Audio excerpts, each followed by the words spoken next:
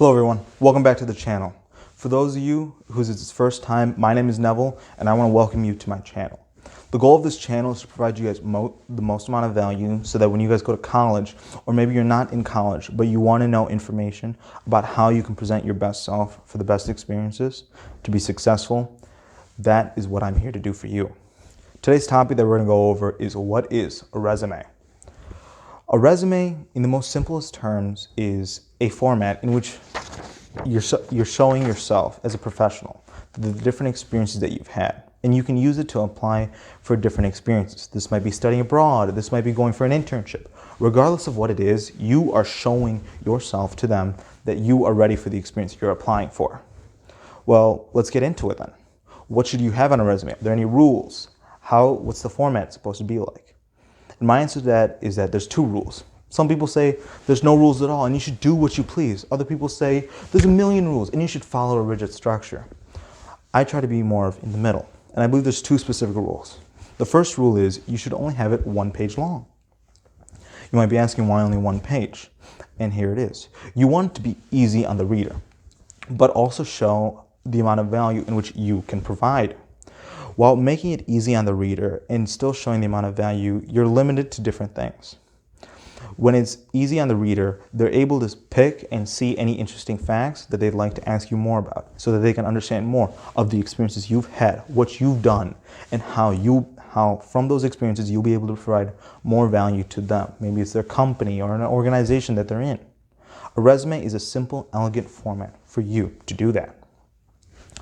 The second rule that I have is that you want to make it have all the timelines on the right side. We're going to have a lot of different details, and maybe it's going to be schooling, experiences, or just your activities that you have. And we'll keep that all on the left side. Having your timeline only on the right side will allow you to show in a more chronological order, and it's easier for the reader to understand what you've done, how you made your decisions, and why you will still be able to provide the most amount of value. These two rules are what I believe is crucial. Having it only on 1 page allows it to make it easier and less confusion. You don't want to, if you have it more than 1 page, you don't want to miss a page and then lose the ability of showing why you can provide more value.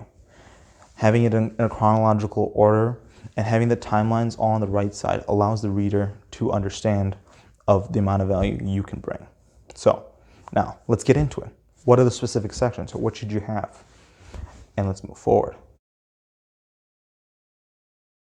First most important section on your resume is your header. This is where you are showing how your name and how people can contact you. On the top, you want to have your name, your first, your last name. If you have a middle name, you can just put in one initial. If you have a preferred name, you can also have that on there so that the recruiter knows of how to address you by. The next piece of information you want to have right under your name, but on the top part of your header, is first your email address. Now, I've got two conditions when it comes to email addresses. The first one is it should be an appropriate email address. You want it to be appropriate because you are trying to show that you're a professional. You're trying to obtain a reputation of why you can provide value to the organization. Having an inappropriate email address does not help you. It hurts you. But if you have an email address that's appropriate, people should be able to see and understand and be able to contact you without any hesitation.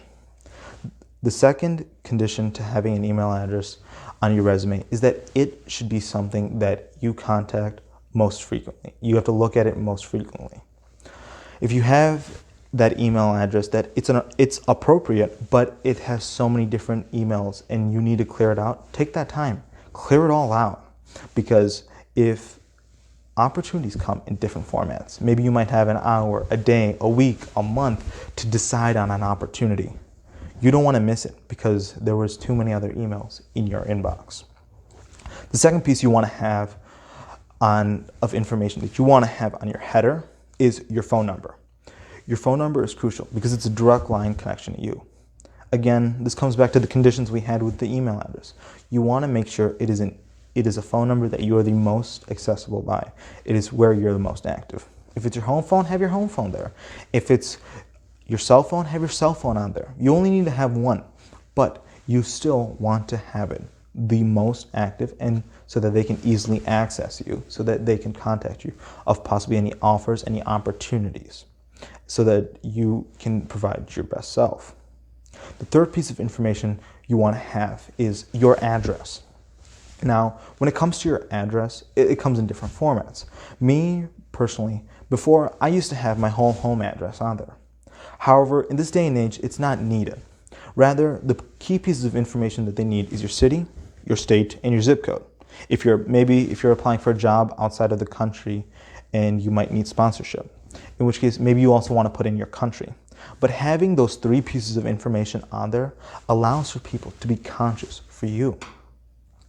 If you're in the same city as the job you're applying for, that might be beneficial for you. Having that piece of information on there can be crucial. If a company wants to send you something, but they can't get your home address, they can contact you and confirm it with you of the address to which you have. The second reason of why you at the very bare minimum need your city, your state, and your zip code is because so that they can be time conscious for you. If for them it's 9 a.m. when they're giving you a phone call, and for you that's 6 a.m., you might not be prepared for that phone call. When that phone call comes, you might miss it, or you might just be getting out of bed. Regardless of your situation at that time, you might not be prepared, and you want to be prepared for the opportunities that come so that you can present your best self and the value that you can provide to that company. Therefore, you want to just keep those informations there so that the reader and you are both conscious of each other's time. The last piece of information you want to have is your LinkedIn URL. If you don't have a LinkedIn, that's okay. We'll talk more about that on another video. But if you do have a LinkedIn, have the URL on there. If you've worked with it, similarly to the conditions that we had for an email, if you've worked on it and that it's an active page, have it on there. Show your professional self on a social media platform and how you interact with others. This can be most beneficial for you. On your header is where you are just providing the basic information, but also the most crucial pieces of information so that you are ready for the opportunities that come. Now, let's get into the next section of education and why that's so important and why that's the piece of content of what you want to have in your resume. Your education section of your resume is important because the goal of it is to show that you have a fundamental understanding of the opportunity you're pursuing and that you've taken the steps to be prepared for it. When it comes to your education section, you want to start off by just having the name of the university and the major in which you have.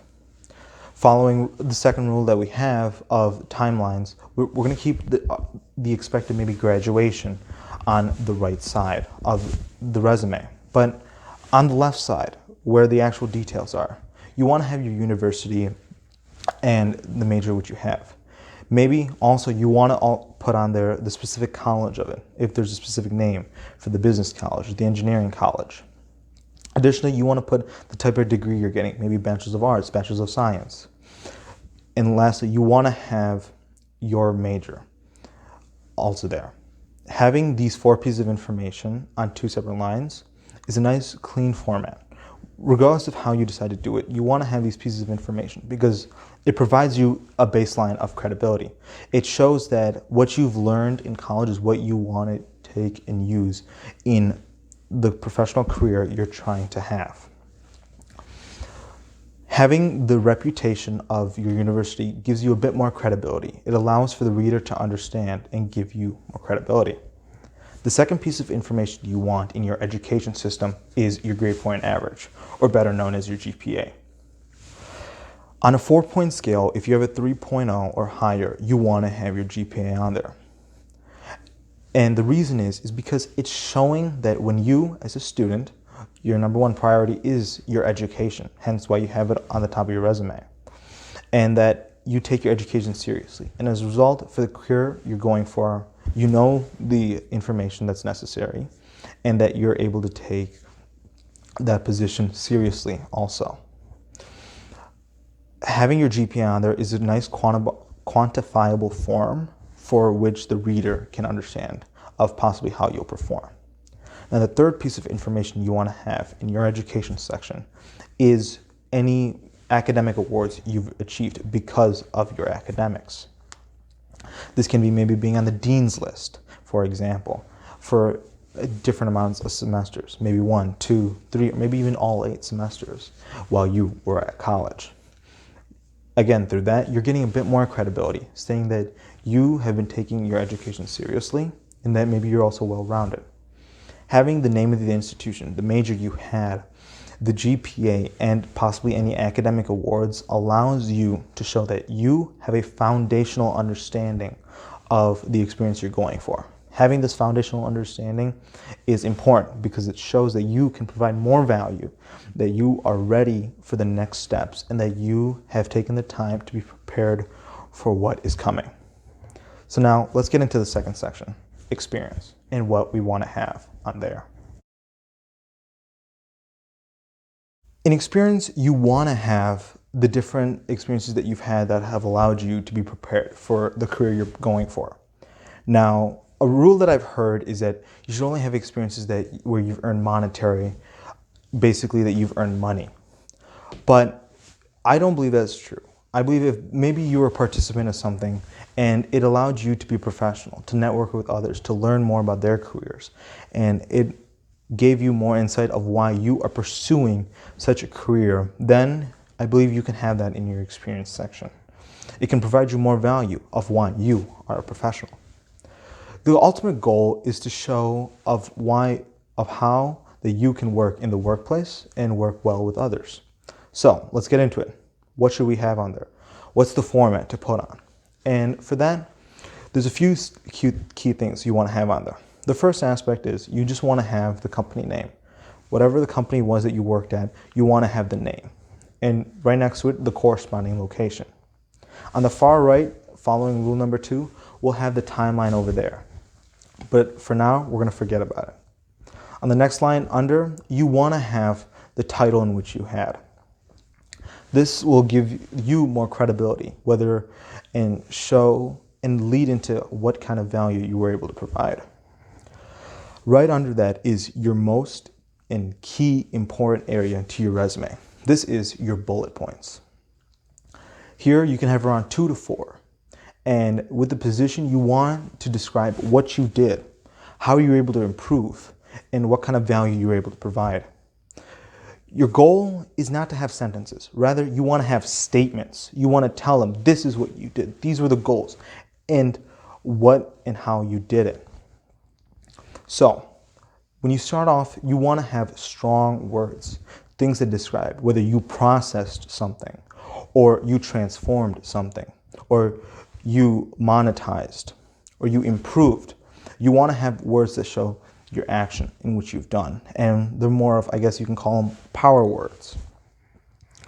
The second thing is, if possible, is you want to be able to quantify it.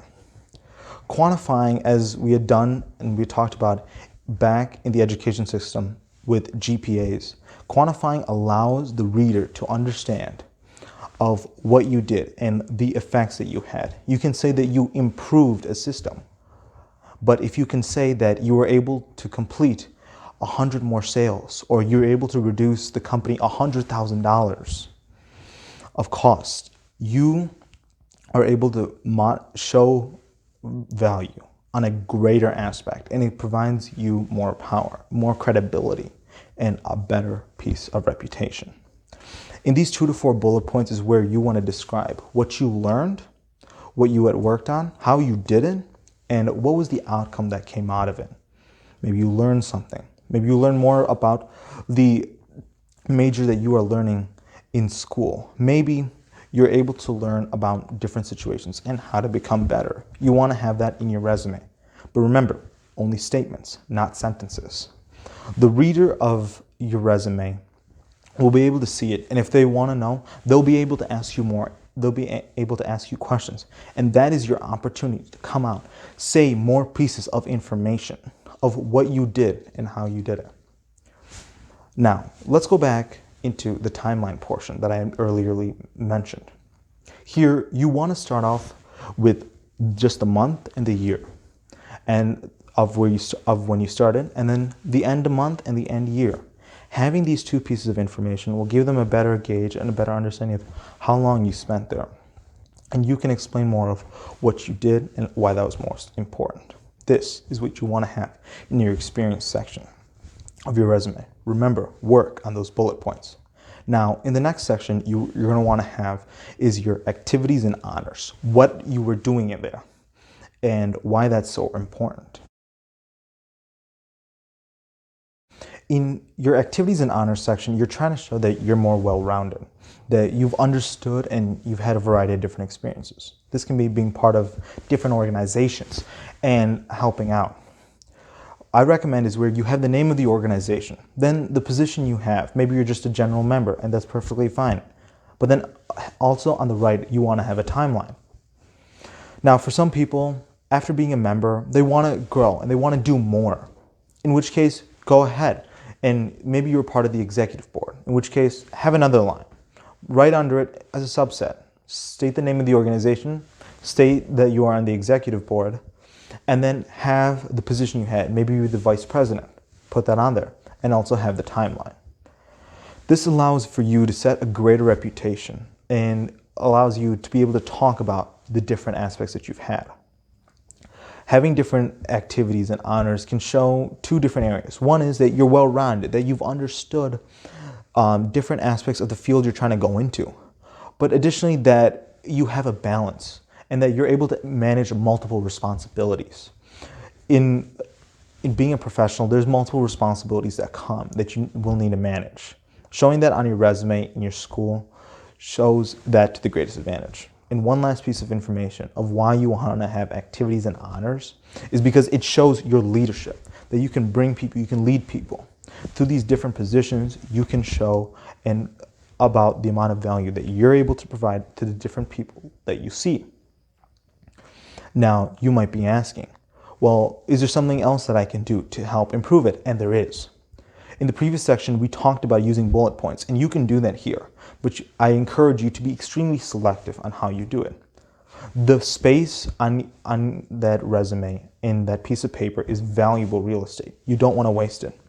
If you don't believe it's useful, don't have it. But if you believe it is, and you believe that it can demonstrate more value, and you can tailor it to the job you are applying for, I encourage you to go do it. Have around 1 to 2 bullet points, and possibly 1 to 2 separate organizations, and tell about what you did. Maybe you helped 500 people, or maybe you organized such a big event. Regardless of what it is, show it, explain it, and it will give you more credibility. Now, you might be asking about some other sections that there are there, that other people might have, in which case, let's get into that. A section that I used to have was a skills section. And for me, at that time, it was valuable. And because it allowed me to show that I was proficient in different applications. However, over time, I took it out. Rather, because I was able to tailor it and tie it back into one of the 3 original sections of education, experience, and activities. And as a result, there wasn't a need to have it. Rather, I could explain more in those specific sections. If you want to have more sections, I encourage you to do it, especially if it's a skills section. If it's something that you cannot tie back to the other 3, have it on there. But if you can tie it back, then don't have it on there. But rather, make sure that it's a talking point of when the reader is able to ask you more questions. Therefore, you're more likely to talk about it more and show that you're able to have more value towards the organization. When it comes to technical roles, a section that I've seen is where you can have possibly past projects. Instead of having a bunch of past projects to your resume and adding a bunch of different pages, rather possibly have a link of these projects to maybe a different website of where they can go and they can view the projects that you've done and understand truly the value in which it is. We talked earlier in the experience section of how if you can quantify things, that gives you more credibility. In the same situation like this, if you're going for more of a technical role, have past projects that you've worked on your own, and use it to show yourself more credibility. When it comes to a resume, you are able to show yourself in a more versatile manner of how you are ready for the position that you're applying for. When it comes to different aspects, You want to be able to show your best professional self. Now, there's two pieces of advice that I have when it comes for writing a resume. And the first one is don't rush it. A resume takes time. You have a lot of different sections and you'll be talking about a lot of different points. If you take your time and if you, let's just say you're in school and you're learning, talk about your education a bit more. But if you are working right now, in which case, tailor it so that it's showing of the value that you're providing towards that work experience that you're getting. Use it and make sure that it's fresh so that you can provide the most amount and describe it to the greatest ability on your resume. If you rush it the night before, you might miss a few details, and you don't want to miss any details when you're describing you and you're trying to go for your best self. The second piece of advice that I have is have your most important things up top. If you're a student right now, put your education up there, then your experience and activities. If you're working right now and you're instead of going to college, rather you want to work and obtain different experiences, that's fine. In which case, have your experience section up top and then your education below it.